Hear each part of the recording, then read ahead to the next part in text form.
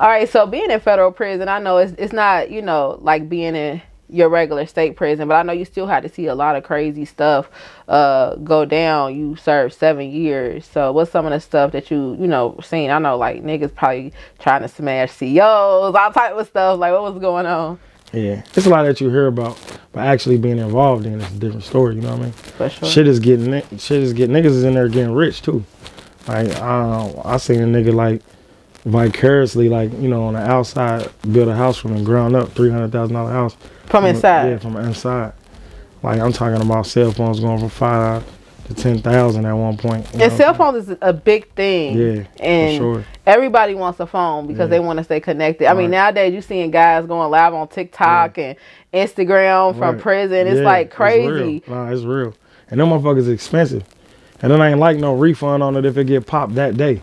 Like, nah, you still got to pay for that motherfucker. I mean, you still, it is what it is. You lost it. You got to find your own hard spot and all kind of shit. And you said that was one of the reasons why you kept getting transferred, because you kept figuring out how to. Yeah.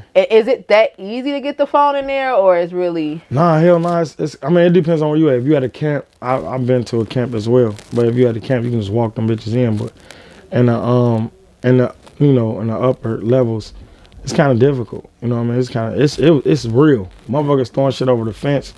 Like, this is the feds though. You gotta understand, this ain't the state. This is the feds. So if you get some shit like that off, like, you gotta be that nigga. You know what I mean? Even with, you know what I'm saying, fucking with a CO. You know what I mean? You got to be that nigga. You know what I mean? For sure. So, you know what I'm saying? Yeah. So. Now, before you had got locked up, did you put out the book and the movie beforehand, or was this afterwards? Oh, the book and the movie, I put that out before I got locked up. So we did that shit back in, we released the movie in like 2005, I think. Okay. And it's at like 1.5 million views. Wow. We just was young. And this is on YouTube. Yeah. So what is it called? You kind of just you like to just breeze past stuff. You it's at like 1.5 million views, but that ain't shit. Like, wait, you got a movie at 1.5 million views. What is it called? Young Bread Gettas. Young Bread Gettas, the movie. We was young niggas coming up in life. It's loosely based on our lives. You know what I mean? It was so dope to shoot. At the time though, when niggas wasn't shooting movies though, you know what I'm saying? This shit was kind of expensive then, you know what I mean? Yeah. When we pulled it off, we had a red carpet event. We laid the blueprint for niggas to do it now.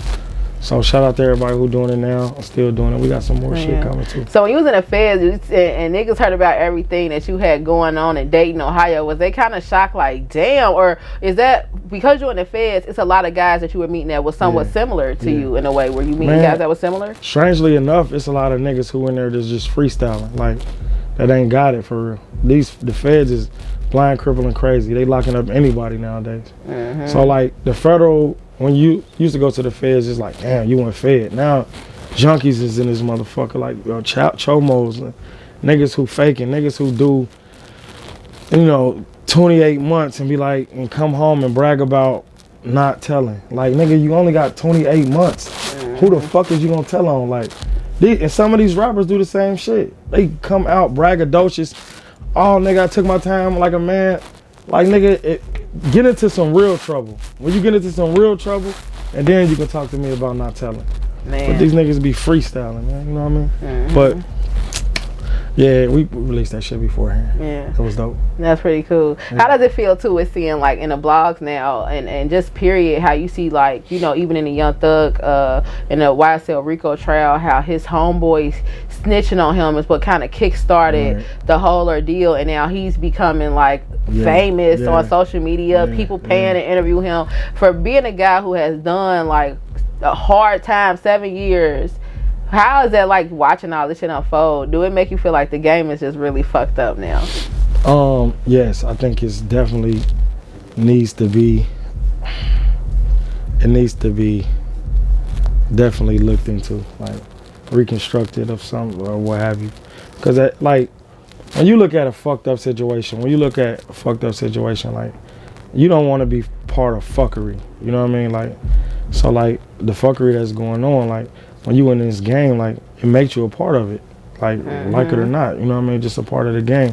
Even in the streets, it's like, why do you want to be a part of something that's so, you know what I mean? That's, you know what I mean? That's destroying us at some point. I mean, whether or not the person on the other end of the stick or the person who's selling it. So this shit is just crazy to me, man. It's just, but it's the signs of the time. You gotta roll with the punches. Like For sure. music for me is just like a stepping stone.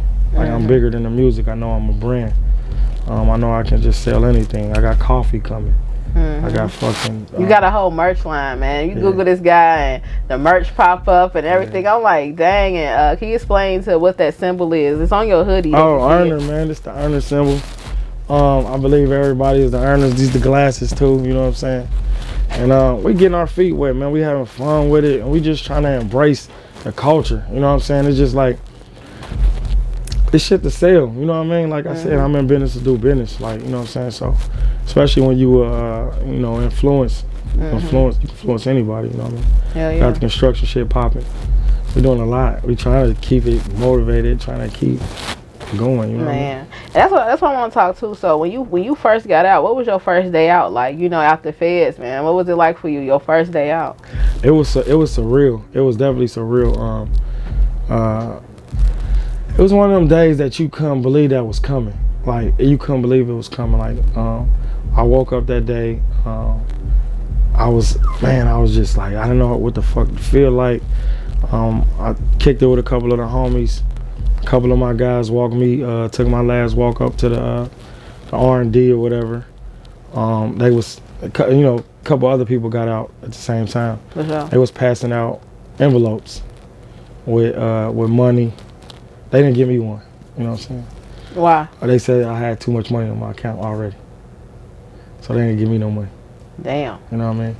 So they gave me this. They give you this little card thing with all your bread on it, and then they just be like, yo, you know what I'm saying? You got either if somebody picking you up, they give you a certain amount of time to get there, but all of that is already arranged.